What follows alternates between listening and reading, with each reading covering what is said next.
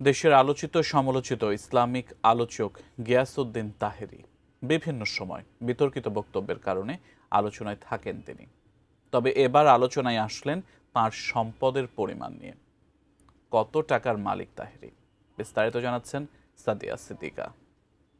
আমার ভাইয়েরা, আপনারা জানেন রাজনৈতিকভাবে আমাদের মাঝে অনেক ভাগ ছিল। হবিগঞ্জ ৪ আসনের নির্বাচনী লড়াইয়ে এবার সবার নজর কেড়েছেন বাংলাদেশ ইসলামী ফ্রন্টের প্রার্থী মোহাম্মদ গিয়াসউদ্দিন তাহেরী। বক্তা হিসেবে দেশজুড়ে পরিচিতি থাকলেও নির্বাচন কমিশনে জমা দেওয়া তার হলফনামা থেকে বেরিয়ে এসেছে এক অন্যরকম গিয়াসউদ্দিন তাহেরীর চিত্র। সেখানে তিনি নিজেকে একজন পুরো দস্তুর ব্যবসায়ী হিসেবে উপস্থাপন করেছেন, যার বার্ষিক আয়ের মূল ভিত্তি হচ্ছে ব্যবসা, কৃষি এবং ব্যাংক আমানতের।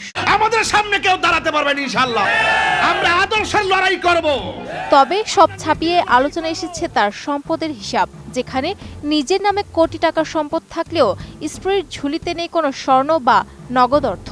হলফনামার তথ্য বিশ্লেষণে দেখা যায় গিয়াসউদ্দিন তাহেরী তার মোট স্থাবর ও অস্থাবর সম্পদের পরিমাণ দেখিয়েছেন ১,৭৯,৪৩,৮৯২ টাকা।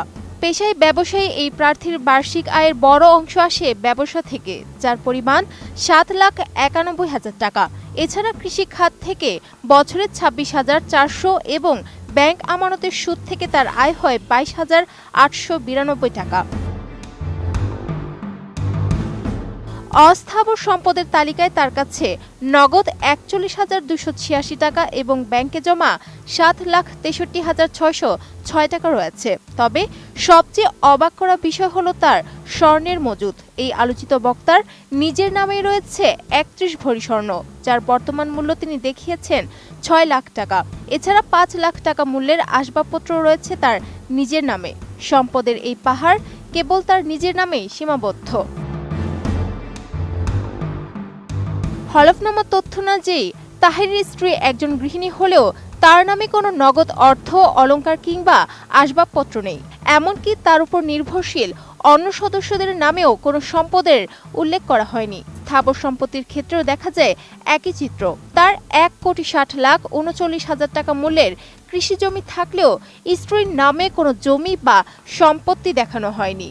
অর্থাৎ স্থাবর অস্থাবর মিলিয়ে তার ১,৮০,০০,০০০ টাকার সম্পদের বিপরীতে তার অর্ধাঙ্গিনী বা পরিবারের অন্য সদস্যরা হলফনামার হিসেবে সম্পূর্ণ নিঃস্ব। ব্যক্তিগত জীবনের তথ্যে তাহেরী উল্লেখ করেছেন তার আদি নিবাস কুমিল্লার দাউদকান্দির ভাজরা গ্রামে হলেও তিনি হবিগঞ্জ ৪ আসন থেকে প্রার্থী হয়েছেন মূলত শ্বশুরবাড়ির সুবাদে।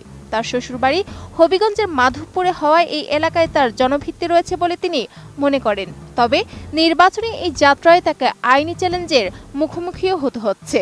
হলফনামায় তিনি স্বীকার করেছেন যে তার বিরুদ্ধে বর্তমানে ৩টি মামলা চলমান রয়েছে। প্রতিটি মামলায় দায়ের করা হয় ২০২৪ সালের ৫ আগস্টের রাজনৈতিক পট পরিবর্তনের পর। অধিকার আদায়ের লড়াই করব, শান্তির প্রতিষ্ঠা